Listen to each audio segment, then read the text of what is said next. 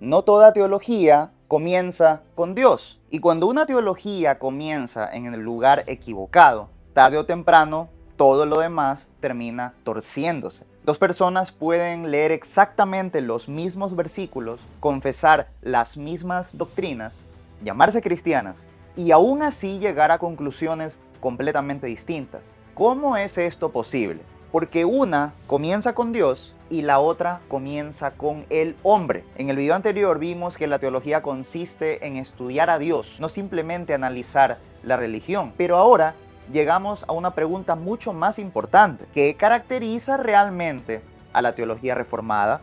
En el primer capítulo de ¿Qué es la teología reformada?, R.C. Sproul responde que todo puede resumirse en un solo principio. La teología reformada pone a Dios en el centro de absolutamente todo. Quédate hasta el final porque entender este principio puede cambiar por completo la forma en que lees e interpretas toda la Biblia.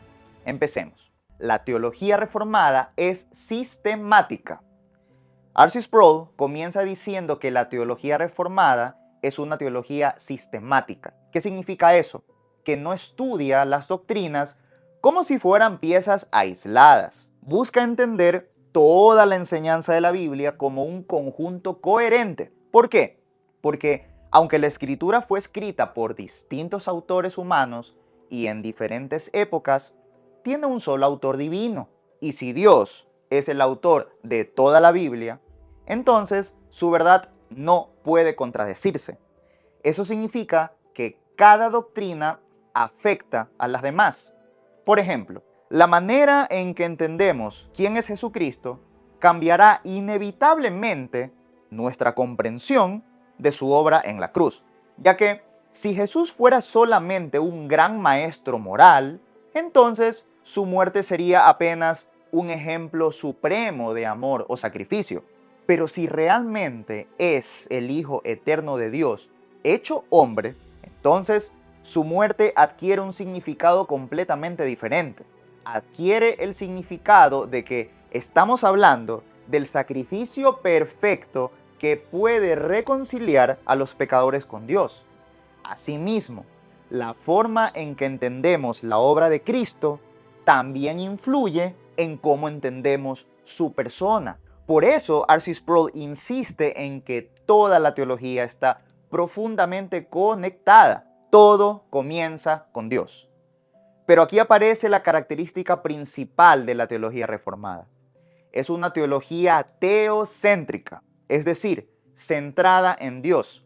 Ahora, eso no significa que desprecie al ser humano. Todo lo contrario. Precisamente porque toma a Dios en serio, también toma al hombre en serio y toma muy en serio el pecado. ¿Por qué? Porque el pecado no es simplemente cometer errores. El pecado es una ofensa contra el Dios infinitamente santo y al mismo tiempo destruye la vida del ser humano creado a su imagen. ¿Es realmente Dios soberano? Sproul pone como ejemplo una de las perfecciones más conocidas de Dios, su soberanía.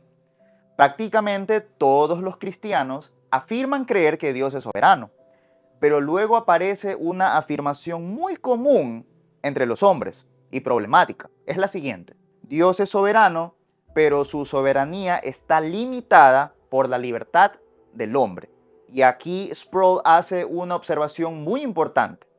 Sí, el ser humano posee una verdadera libertad, pero esa libertad nunca es absoluta. Esa libertad existe, pero dentro del gobierno soberano de Dios. Porque si la libertad humana pudiera limitar la soberanía divina, entonces el hombre sería más soberano que Dios. Y eso es imposible. Para la teología reformada, Dios no es soberano sobre algunas cosas, es soberano sobre todas las cosas.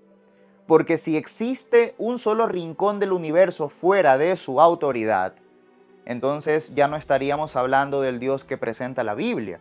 Y esa comprensión afecta todas las demás doctrinas: la providencia, la salvación, la elección, la justificación. Todo cambia dependiendo de cómo entendamos quién es Dios. La teología reformada también es histórica. Después, R.C. Sproul aclara otro malentendido.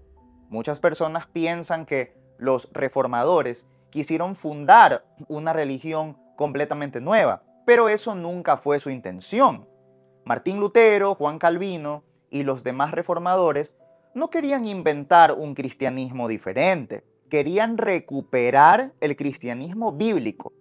Por eso, Sproul dice que la teología reformada también es católica, usando la palabra en su sentido histórico de universal, es decir, reconoce todo aquello que la iglesia fiel aprendió durante los siglos. Los reformadores apreciaban profundamente a los padres de la iglesia, citando con frecuencia a hombres como Agustín de Hipona, por ejemplo.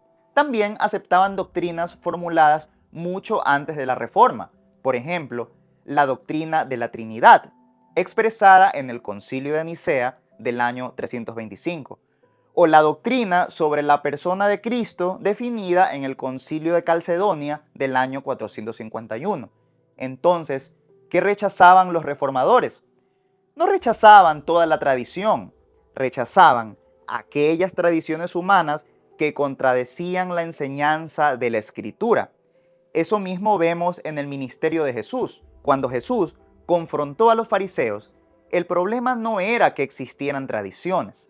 El problema era que habían colocado las tradiciones humanas por encima de la palabra de Dios. Por eso, los reformadores repetían una expresión en el latín que sigue siendo famosa hasta hoy, semper reformanda, es decir, siempre reformándose. No porque la verdad cambie, sino porque la iglesia siempre debe examinar sus tradiciones a la luz de la palabra de Dios. La teología reformada también es evangélica. R.C. Sproul añade una tercera característica. La teología reformada también es evangélica, pero utiliza esa palabra en su sentido histórico. Durante la Reforma Protestante, llamarse evangélico significaba defender dos grandes convicciones. La primera, sola escritura. La escritura como única autoridad suprema e infalible. La segunda, sola fide. La justificación únicamente por la fe. Estos fueron dos de los grandes estandartes de la Reforma. Con el paso de los siglos, la palabra evangélico ha cambiado mucho de significado. Hoy, una persona puede llamarse evangélica y no creer realmente en la autoridad absoluta de la Biblia, ni en la justificación por la sola fe. Pero Sproul recuerda que ese no era el significado original del término. Dios puede ser conocido, pero nunca completamente. Hasta aquí hemos visto cómo la teología reformada entiende la Biblia, la historia y el Evangelio. Ahora Sproul dirige nuestra atención directamente hacia Dios y comienza con una doctrina que muchas veces se malinterpreta: la incomprensibilidad de Dios. Cuando escuchamos esa palabra, podríamos pensar que Dios no puede conocerse, pero eso no es lo que significa. El cristianismo es una religión revelada. Dios realmente se ha dado a conocer. Ha revelado lo suficiente para que podamos ser salvos, lo suficiente para vivir en comunión con Él. Entonces, ¿qué significa que sea incomprensible? Sproul cita una frase muy conocida de Juan Calvino: lo finito no puede contener lo infinito. Somos criaturas limitadas. Dios es infinito. Por eso nosotros podemos conocer verdaderamente a Dios, pero jamás podremos conocerlo exhaustivamente. Siempre habrá profundidades infinitas en su ser que exceden nuestra capacidad. Como dice Deuteronomio 29:29, las cosas secretas pertenecen al Señor nuestro Dios, pero las reveladas nos pertenecen a nosotros. Eso significa que debemos alegrarnos por todo lo que Dios quiso revelar y aprender a descansar en aquello que Él decidió mantener oculto. Dios no depende de nadie. Sproul continúa destacando otra perfección fundamental: la autosuficiencia de Dios. Nosotros dependemos de muchas cosas para existir, del aire, del alimento, del descanso, pero Dios no depende absolutamente de nada. Él existe por sí mismo. Nosotros existimos porque Él quiso crearnos y continúa sosteniéndonos. Somos criaturas. Él es el creador. Y esa diferencia lo cambia todo. La santidad de Dios cambia nuestra manera de vivir. Finalmente, Sproul dirige nuestra atención hacia una de las perfecciones más gloriosas de Dios, su santidad. La santidad significa, en primer lugar, que Dios es completamente distinto de nosotros. Está infinitamente por encima de toda su creación, pero también significa que es perfectamente puro, perfectamente justo, perfectamente santo. Por eso, cuando los grandes hombres de Dios contemplaban su gloria, no reaccionaban con ligereza, caían sobre sus rostros, temblaban, reconocían su pequeñez.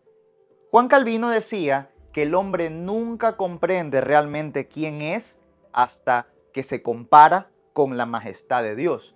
Y precisamente por eso advertía constantemente contra la idolatría. Porque la idolatría no consiste únicamente en fabricar imágenes, también consiste en distorsionar el carácter de Dios. Como dice Pablo en Romanos 1 del 22 al 25, los hombres cambiaron la gloria del Dios incorruptible por la mentira y adoraron a la criatura antes que al Creador. Calvino afirmaba que el corazón humano es una verdadera fábrica de ídolos.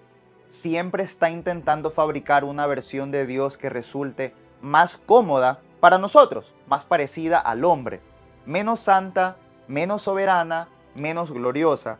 Pero cada vez que hacemos eso, estamos dejando de adorar al Dios verdadero. Conclusión, y aquí la gran enseñanza de este largo capítulo.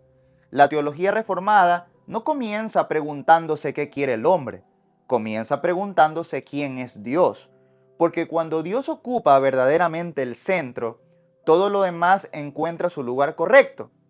La Biblia, la salvación, la iglesia y nuestra propia vida. Volvamos entonces a la pregunta con la que comenzamos. ¿Quién está realmente en el centro de tu teología? ¿Dios o el hombre? Porque tarde o temprano, toda doctrina responderá a esa pregunta. Permíteme terminar con una reflexión personal. Cuando piensas en Dios, ¿lo imaginas según tus preferencias o permites que sea la propia Escritura quien te muestre quién es realmente? Porque conocer al Dios verdadero no consiste en crear una imagen cómoda de Él. Consiste en rendirse delante del Dios santo, soberano y glorioso que Él mismo ha decidido revelar. En el próximo video responderemos la siguiente pregunta. ¿Quién tiene realmente la última palabra? ¿La Biblia o la iglesia? Los espero entonces. Si este resumen te ayudó, dale me gusta al video y suscríbete para seguir esta serie y compártelo con alguien que quiera conocer mejor las doctrinas fundamentales de la fe cristiana. Nos vemos en el siguiente video. Chao.